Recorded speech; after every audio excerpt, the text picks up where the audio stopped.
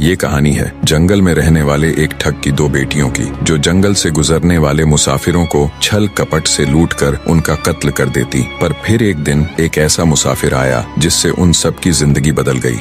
एक गुस्सैल राजा ने अपने पुत्र के किसी दोष के कारण उसे देश निकाला दे दिया। राजकुमार ने दुखी मन से अपने गुजारे के लिए 4 लाल और कुछ स्वर्ण भी अपने साथ ले लिए और भरे हृदय से अपने पिता का महल छोड़ दिया। चलते चलते वो जब शहर से कुछ दूर पहुंचा तो उसे एक साधु का आश्रम दिखाई दिया। राजकुमार उस साधु को दंडवत प्रणाम करके एक तरफ बैठ गया। जब साधु ने उसकी मायूस शक्ल और देह पर कीमती वस्त्र देखे तो साधु ने उससे पूछा, बच्चा तुम कौन हो और यहाँ कैसे आए? राजकुमार बोला, महाराज मैं राजा चंद्रगुप्त का पुत्र महेंद्रगुप्त हूँ। मुझे मेरे पिता ने देश निकाला दे दिया है, इसीलिए मैं परदेश जा रहा हूँ। रास्ते में आपका आश्रम दिखाई दिया तो मेरे मन में आया कि आपके भी दर्शन करता चलूं। साधु ने महेंद्रगुप्त की बात सुनकर कहा, वत्स तुम नेक इंसान हो और परदेश जा रहे हो, इसलिए मैं तुम्हें 4 बातें बताता हूँ। तुम उन बातों पर अमल करना। परदेश में ये बातें तुम्हारे अवश्य ही काम आएंगी। पहली यह कि परदेश में एक से भले 2 होते हैं। दूसरी यह कि परदेश में दूसरे के हाथ का बना खाना मत खाना। अगर खाना भी पड़े तो पहले किसी जानवर को खिला देना।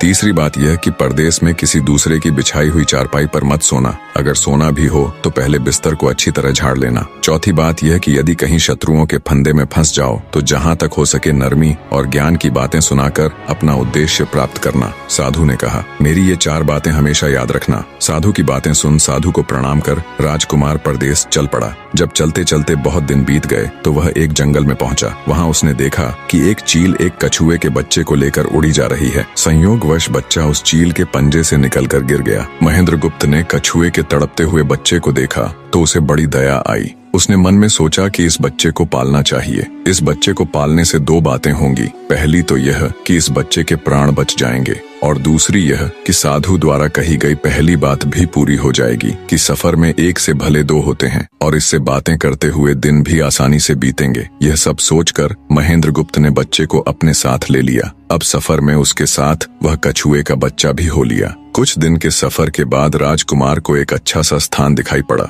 उस स्थान पर पहुंचकर उसने कुछ खाया पिया और फिर कछुए के बच्चे से बोला, तुम यहाँ बैठे रहना, मैं जरा थोड़ी देर सो लूं। यह कहकर महेंद्रगुप्त एक पेड़ के नीचे सो गया। उसी पेड़ के ऊपर एक सांप और एक कौवा रहते थे। उन दोनों का यह दस्तूर था कि जब कोई मुसाफिर उस पेड़ के नीचे ठहरता तो सांप उसे डस लेता और कौवा उसकी आंखें निकाल लेता। नाग ने जब सोते हुए मुसाफिर को देखा तो पेड़ के नीचे उतरा और राजकुमार को डस लिया। सांप के डसते ही तुरंत राजकुमार के प्राण पखेरु उड़ गए। कुछ देर में जब कछुए की नजर महेंद्रगुप्त पर पड़ी तो वह उसे मरा देखकर बहुत घबराया और महेंद्रगुप्त के ऊपर बैठकर रोने लगा। तभी कौवा भी पेड़ से नीचे उतरा और ज्यों ही उसने महेंद्रगुप्त की आंखें निकालनी चाहिं, त्यों ही कछुए ने झपटकर कौवे की गर्दन को मुंह से पकड़ लिया। कौवे ने बहुत जोर लगाया मगर कछुए ने उसे नहीं छोड़ा। तब कौवे ने सांप को पुकारा। कौवे की आवाज सुनकर सांप आ गया। उसने बड़े जोर से कछुए की पीठ पर डंक मारा, परंतु कछुए ने अपना मुंह भीतर कर लिया। सांप ने कई बार कछुए की पीठ पर डंक मारा, किंतु हर बार कछुआ अपना मुंह अंदर कर लेता। जब सांप का कछुए पर बस नहीं चला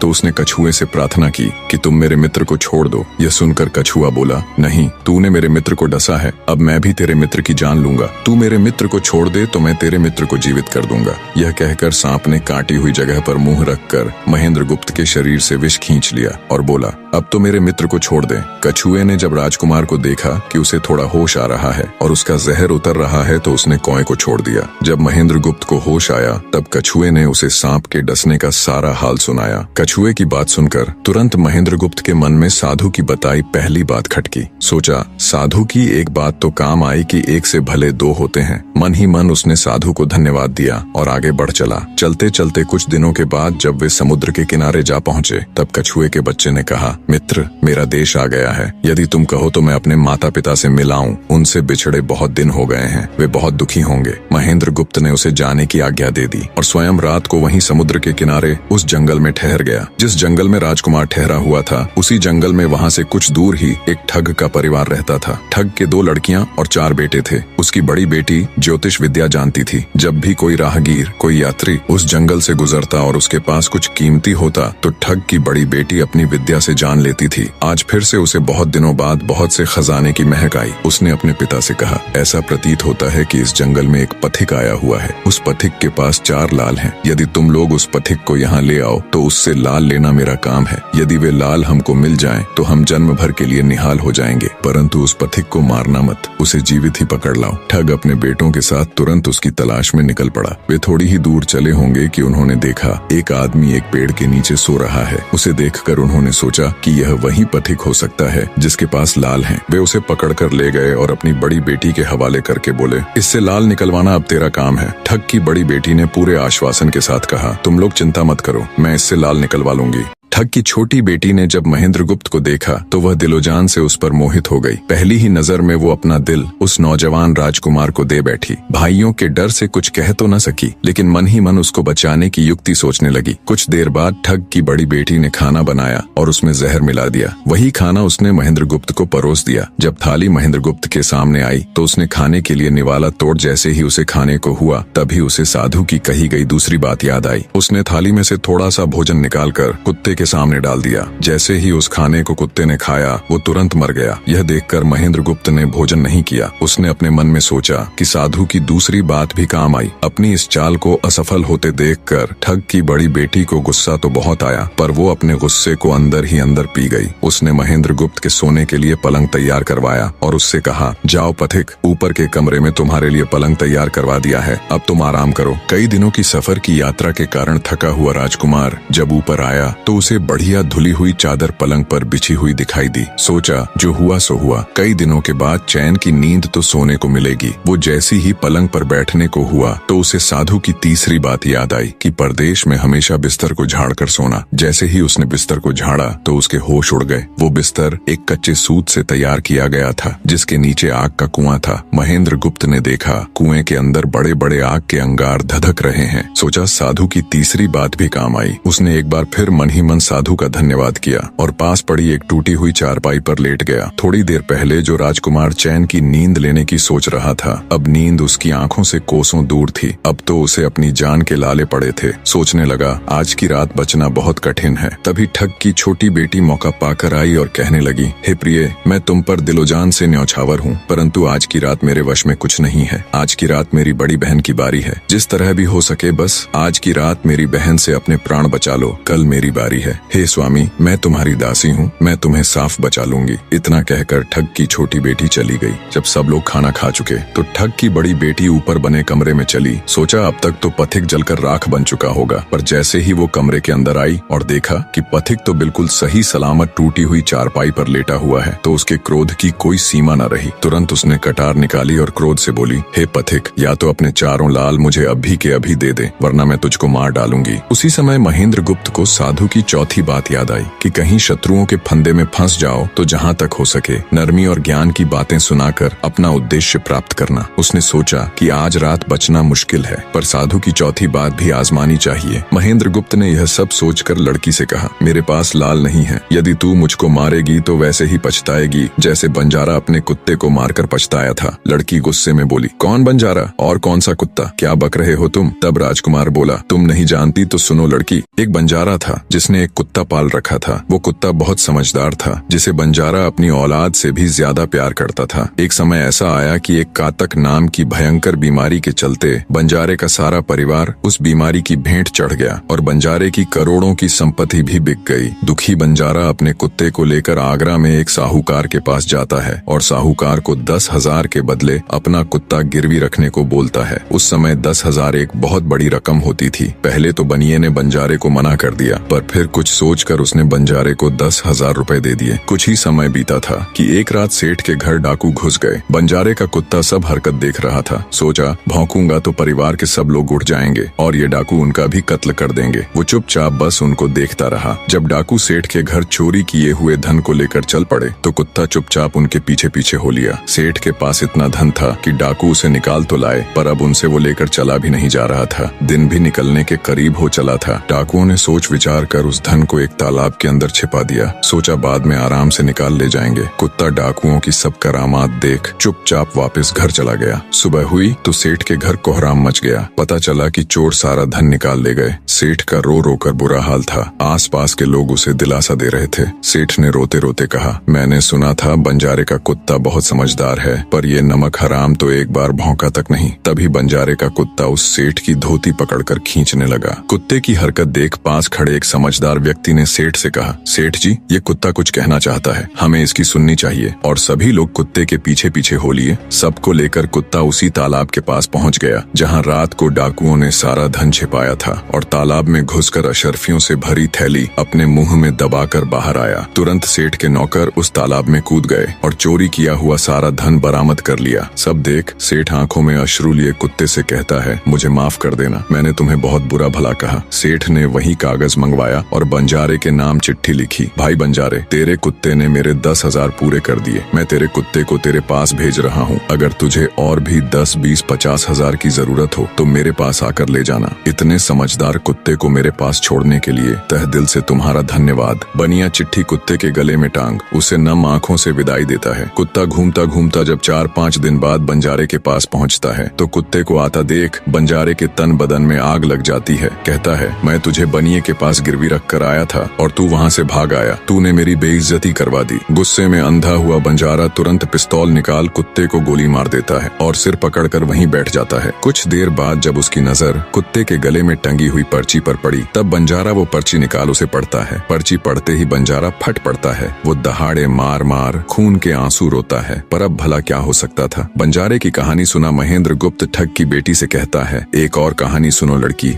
एक राजा के पास एक बहुत समझदार पढ़ाया हुआ तोता था। वह बड़ा चतुर था। एक दिन राजा तोते को अपने साथ गंगा स्नान को ले गया और उसको घाट पर बैठाकर स्वयं स्नान करने लगा। तभी तोते की नजर अमर फल पर पड़ी जो पास ही नदी में बहता हुआ आगे बढ़ा जा रहा था। वह उसको नदी से बाहर निकाल लाया और राजा के आने पर उसको वह अमर फल देता हुआ बोला, महाराज, यह अमर फल है, इसे खा लीजिए। राजा ने कहा, मैं अकेला अमर फल खाकर क्या करूंगा, अपने बाग में लगा दूंगा। जब इसमें फल लगेंगे तब सब कुटुंबियों को खिला कर अमर कर दूंगा। गंगा स्नान से लौटकर राजा ने वह फल माली को देकर कहा, इस फल को बाग में लगा दो। थोड़े ही दिनों में पेड़ फल फूल गया, उसमें फल लगने लगे। एक दिन एक फल पककर पेड़ से गिरा तो उसे सांप ने सूंघ लिया, जिससे वह जहरीला हो गया। अनजान माली वह अमर फल लेकर राजा के पास आया। राजा फल को देखकर बहुत खुश हुआ और कुछ सोचकर वो फल पहले कुत्ते को खाने को दिया, क्योंकि राजा बड़ा नीतिवादी और विचारवान था। वह जानता था कि बिना सोचे समझे किसी भी वस्तु को खाना ठीक नहीं होता। राजा ने ज्यों ही वह फल कुत्ते को खिलाया, कुत्ता मर गया। यह देखकर राजा ने क्रोधित होकर अपने तोते से कहा, बेईमान तोते, तू हमें जहर देकर मारना चाहता था। ये कहकर राजा ने क्रोध में आकर तोते को मार डाला और माली से कहा, इस पेड़ के चारों ओर घेरा डाल दो जिससे कोई इसका फल न खा सके। एक दिन उसी शहर में एक सास बहू में भीषण लड़ाई हुई। बुढ़िया घर से निकलकर कहने लगी, आज मैं राजा के बाग में जाकर जहर वाला फल खा लूंगी। ये कहकर वह बाग में आई और जैसे ही उसने फल तोड़कर खाया तो वह 16 वर्ष की युवती बन गई। जब राजा को यह समाचार मिला तो उसे सारा माजरा समझते देर न लगी। राजा को बड़ा दुख हुआ। वह कहने लगा,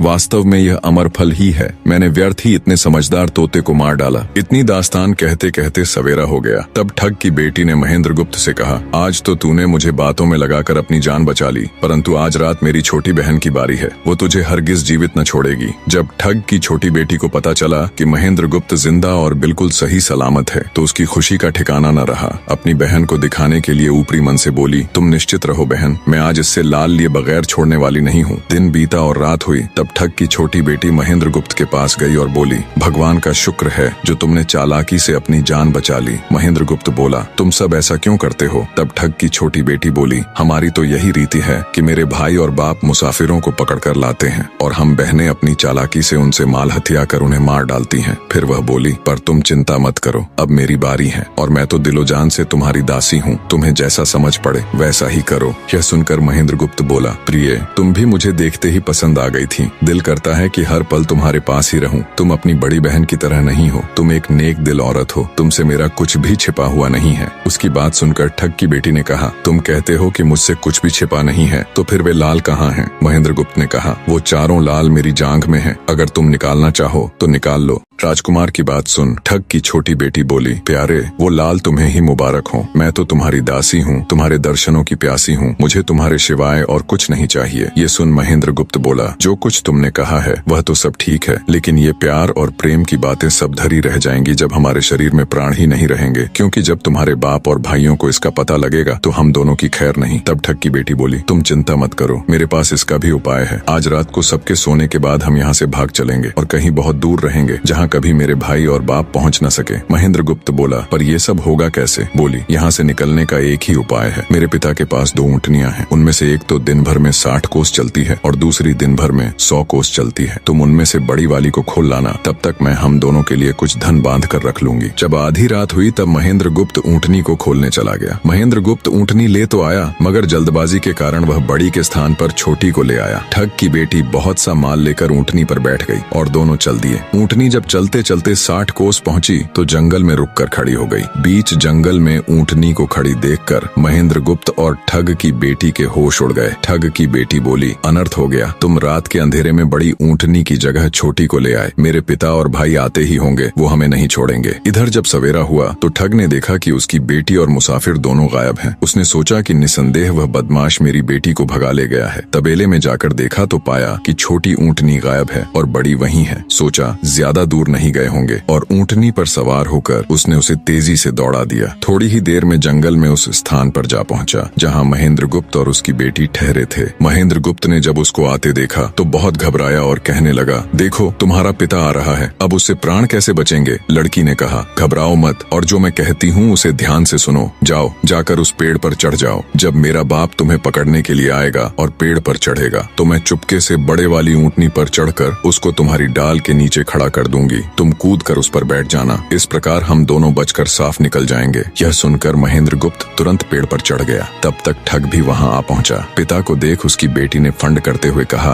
पिताजी ये दुष्ट मुझे धोखे से यहाँ भगा लाया, आप इसे छोड़ना नहीं। ये सुन गुस्से से तिल मिलाया ठग महेंद्र गुप्त को पेड़ पर चढ़ा देखकर ऊँटनी से उतरा और उसे पकड़ने के लिए पेड़ पर चढ़ने लगा। बाप के ऊँटनी से उतरते ही मौका देख ठग की बेटी ऊँटनी पर चढ़कर उसे महेंद्र गुप्त की डाल के नीचे पेड़ के पास ले आई। महेंद्र गुप्त तुरंत कूदकर उस पर बैठ गया। महेंद्र गुप्त के बैठते ही ठग की बेटी ने ऊँटनी को दौड़ा दिया। ठग हाथ देखता रह गया। ठग की बेटी और महेंद्र गुप्त कई दिनों का रास्ता तय कर एक शहर में पहुंचे और दोनों वहीं बस गए। वहां महेंद्र गुप्त ठग की बेटी के साथ आराम से दिन गुजारता रहा और जब उसके देश निकाले की अवधि पूरी हो गई तब वह उसको लेकर अपने राज्य चला गया और उसके साथ शादी कर हंसता खेलता जीवन व्यतीत किया।